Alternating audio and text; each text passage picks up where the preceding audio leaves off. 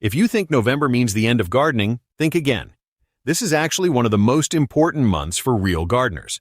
What you do right now decides how strong your garden will be next year. While most people pack up their tools, smart growers are still working, preparing the soil, protecting plants, and even planting new crops that love the cool season. Let's start with the soil because everything begins there. After months of harvest, the soil is tired. It's given you everything it had: nutrients, minerals, energy, and now it needs to rest and rebuild. The easiest way to help is to feed it. Spread a thick layer of compost or well-rotted manure across your garden beds. You don't even need to dig it in. Let the rain and worms do the work for you. By spring, the soil will be dark, rich, and ready.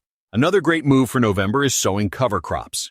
Many gardeners skip this step, but it's one of the biggest secrets of healthy soil. Try winter rye, crimson clover, or hairy vetch. These plants grow through the cold, protect the ground from erosion, and when you cut them back in spring, they become natural fertilizer. It's like giving your garden a blanket that also feeds it later. Now let's talk about planting, because yes, you can still plant in November. There are vegetables that love the cold and even taste better after a frost. Garlic should already be in the ground by now, but if it's not, get it in quickly. Onions and shallots can also go in if the ground isn't frozen. Spinach, kale, and winter lettuce can be started under row covers or in a cold frame. These greens don't mind chilly nights. They grow slowly, but they stay sweet and tender. If you have raised beds, cover them with mulch as soon as you finish harvesting. A simple mix of shredded leaves, straw, or wood chips will do the job. This layer keeps weeds down, keeps soil life warm, and stops nutrients from washing away in the rain. It also saves you hours of work in spring. You just pull back the mulch and start planting again. For people who want fresh produce through winter, now's the time to set up a small cold frame or mini greenhouse. You don't need anything fancy. A few old windows, a frame of boards, or even clear plastic over hoops will do. Inside, you can grow lettuce, radishes, arugula, or baby carrots. These crops grow slower in short daylight, but they'll still give you harvests when everything outside is sleeping. Another good job for this month is pruning. Focus on fruit trees and berry bushes once the leaves are gone. Remove any damaged or crossing branches, but don't cut too hard yet. Save major pruning for late winter. Clean up fallen fruit and leaves under the trees to prevent diseases from overwintering. If you have raspberries, cut back the canes that already fruited and tie up the new ones neatly. This is also the moment to take care of your compost pile. In cold months, compost breaks down slower, but it still works. Keep the balance right. A mix of green, like kitchen scraps and fresh trimmings, and brown, like dry leaves or straw.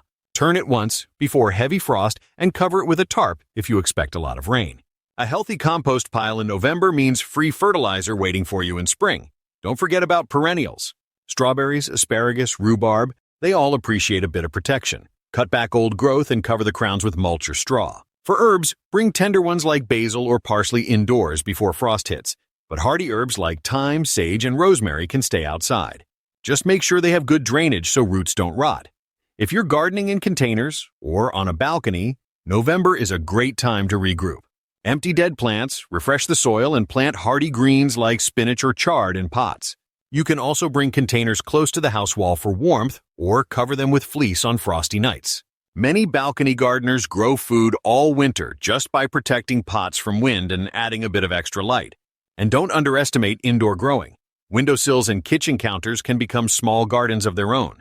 Microgreens are the simplest start, things like mustard, cress, or radish greens. They grow fast, taste amazing, and are packed with nutrients. You can also regrow kitchen scraps like green onions, celery, or lettuce bases in water jars.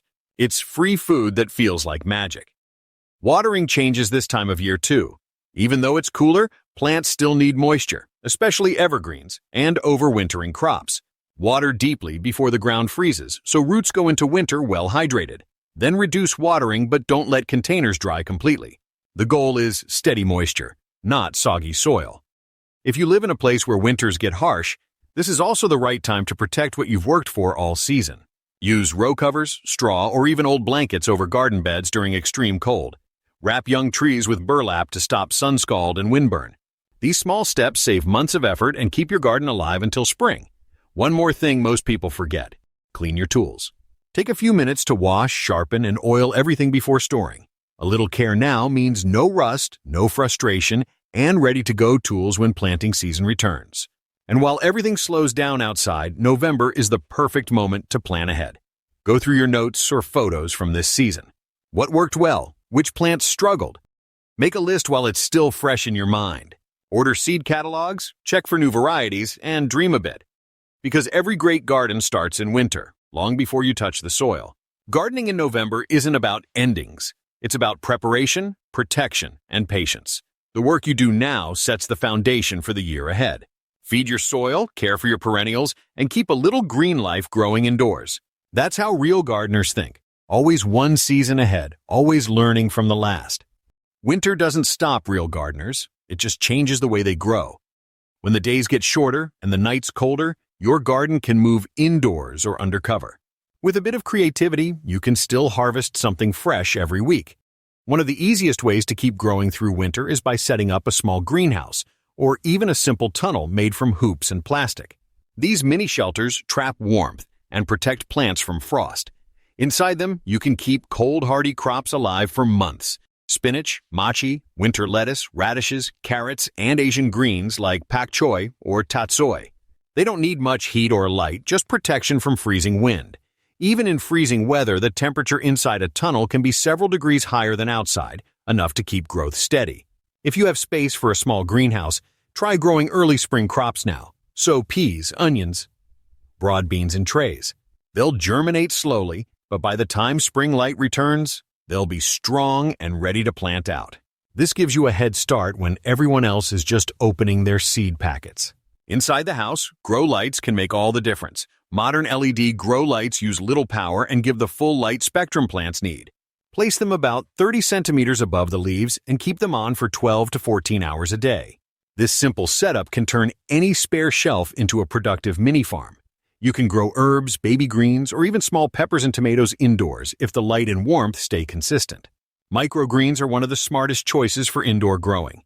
They're quick, they need almost no space, and they bring flavor and color to every meal. Use shallow trays with good drainage, fill them with a thin layer of soil or a growing mat, and sprinkle seeds evenly. Mustard, radish, broccoli, pea shoots, and sunflower microgreens all grow well inside. Mist them daily, keep them warm, and you'll harvest in about 10 days. Cut them when the first true leaves appear, and sow a new tray every week for a constant supply. Another forgotten trick is sprouting. You don't even need soil, just jars and water. Lentils, mung beans, chickpeas, and alfalfa can all sprout indoors. Soak the seeds overnight, drain them, then rinse and drain twice a day. In 3 or 4 days, you'll have crunchy, protein-rich sprouts ready to eat. It's a perfect way to keep a taste of the garden going through the cold months. Pest control doesn't end in winter either. While many bugs die off, others hide and wait for spring.